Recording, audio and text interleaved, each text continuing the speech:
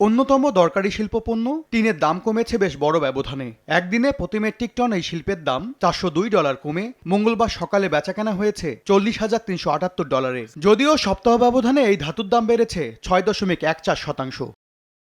রঙিন যৌগ তৈরিতে কদর ধরে রাখা নিকেলের দামও নিম্নমুখী। একদিনে $124 দাম কমে বর্তমানে প্রতি মেট্রিক টন নিকেলের দাম পড়ছে $14,886। সপ্তাহের হিসেবেও দাম কমেছে 0.20%। তবে সড়কসহ বিভিন্ন অবকাঠামো তৈরিতে দরকারি বিটুমিনের বিশ্ববাজার বর্তমানে ঊর্ধ্বমুখী। প্রতি মেট্রিক টন বেচাকেনা হচ্ছে প্রায় $420। এক সপ্তাহে দাম বেড়েছে 0.64%।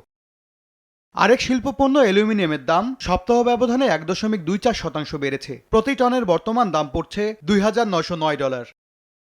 মরিচের অধি হিসেবে পরিচিত জিঙ্কের দাম সপ্তাহ ব্যবধানে বেড়েছে 0.22%। বর্তমানে প্রতি মেট্রিক টন জিঙ্কের দাম পড়ছে $3,108।